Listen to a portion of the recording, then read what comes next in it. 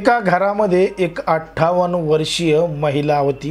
ती महिला त्या घरामध्ये एकटीच होती आणि ती महिला घरामध्ये एकटीच असल्याचं पाहून त्या ठिकाणी एक 23 वर्षीय तरुण आला, त्या महिलेच्या घरामध्ये घुसला आणि त्या महिलेला बाथरूममध्ये घेऊन गेला आणि बाथरूममध्ये घेऊन गेल्यानंतर त्या महिलेसोबत केलं धक्कादायक कृत्य, धक्कादायक घटना। नेमकं काय आहे संपूर्ण प्रकरण, कुठं घडली ही घटना, हे आपण अगदी सविस्तरपणे पाहणार आहोत। पण जर तुम्ही अजूनही आपला चॅनल सबस्क्राइब केलं नसेल तर लगेच सबस्क्राइब करून घ्या आणि बाजूला असणाऱ्या बेल नोटिफिकेशनला सुद्धा ऑन करायला विसरू नका।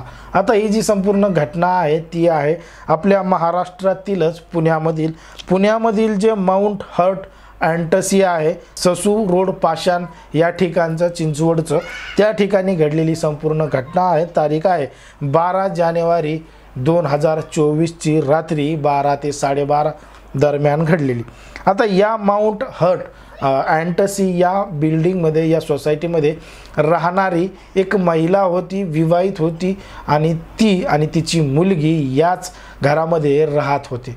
पण मात्र एक दिवस ती महिला त्या घरामध्ये एकटीच होती आणि ती महिला घरामध्ये एकटीच असल्याची माहिती त्या परिसरापासून काही अंतरावर राहणारा एक तरुण होता, 23 वर्षीय।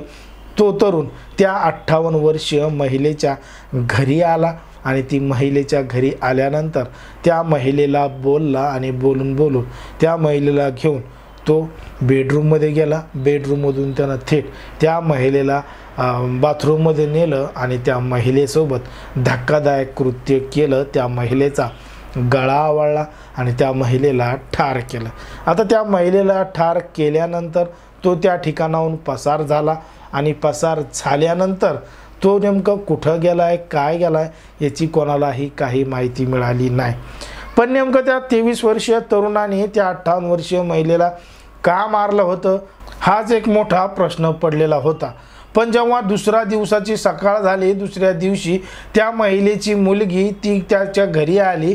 घरी आल्यानंतर तिची आई दरवाजा उघडत नाही म्हणून तिनं दार वाजवायला सुरुवात केली, तर दार आतमधून बंद होतं। पण मात्र आईला फोन लावल्यानंतर ती फोनही उचलत नाही, दारही उघडत नाही, म्हणून त्या मुलीला संशय आला आणि तिनं आजूबाजूच्या लोकांना विचारलं तर आजूबाजूच्या लोकांनी सांगितलं की ती घराबाहेर आलीच नाही, घराच्या आतमध्येच आहे। वारंवार दार वाजूनही फोन लावूनही काहीच रिप्लाय आला नाही, म्हणून त्या तरुणीनं पोलिसांच्या मदतीनं त्या घराचं दार तोडलं, आतमध्ये प्रवेश केला। आतमध्ये प्रवेश केल्यानंतर रूममध्ये पाहिलं, बेडरूममध्ये पाहिलं, ती महिला कुठेही दिसली नाही।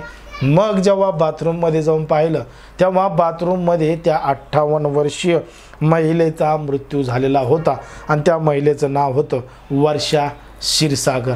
आता वर्षा क्षीरसागर यांचा मृत्यू झालाय, गळा आवळून कोणतरी खून केलाय असं प्रथम दर्शनी वाटत होतं। पण मात्र घर आतमधून लॉक आहे, बाथरूमसुद्धा लॉक आहे आणि मग तरीसुद्धा अशा पद्धतीनं कोणी मारला असेल, काय मारला असेल, हे एक मोठं रहस्य पोलिसांसमोर उभं राहिलेलं होतं। पण मात्र पोलिसांनी या संपूर्ण प्रकरणाचा तपास करायला सुरुवात केली आणि तपास करायला सुरुवात केल्यानंतर पोलिसांना एक क्ल्यू मिळत गेला। पोलिसांनी जेव्हा त्या महिलेच्या मुलीला या सगळ्या गोष्टी विचारल्या, कोणावर काही संशय आहे का, काय आहे का, तेव्हा त्या मुलीनं एका व्यक्तीचं नाव घेतलं। त्या व्यक्तीचं नाव होतं शिवांशू गुप्ता आणि शिवांशू गुप्ता हा 23 वर्षीय तरुण होता। त्याचं आणि त्या तरुणीचं एकमेकांवर प्रेम होतं आणि यांच्याच प्रेमाच्या नात्याला त्या तरुणीची आई म्हणजे वर्षा क्षीरसागर या विरोध करायच्या आणि ती महिला विरोध करते म्हणून तिचा खून त्या शिवांशू गुप्ताने केलेला असावा असा संशय त्या तरुणीनं व्यक्त केला, पोलिसांनी सांगितलं। आता पोलिसांनी सुद्धा आजूबाजूच्या परिसरामध्ये लावलेले जे CCTV कॅमेरे आहेत ते तपासले, तेव्हा त्यामधून त्यांना समजलं की हा रात्री 12 ते 12:30च्या दरम्यान या ठिकाणी आला होता आणि जाताना तो दिसतोय। पण मात्र आतून दरवाजा कसा काय त्यानं बंद केला, त्या बाथरूमचा दरवाजा बाहेरून कसा बंद केला, या सगळ्या गोष्टीचा प्रश्न पोलिसांना पडला होता।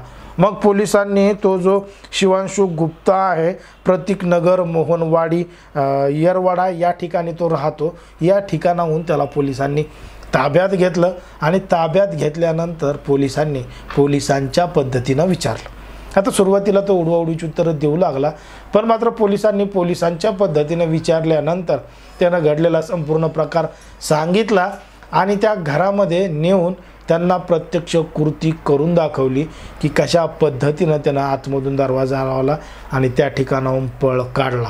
आता पोलिसांनी त्याच्यावर 302 अंतर्गत गुन्हा दाखल केला आहे आणि त्याच्यावर कायदेशीर कारवाई सुरू आहे.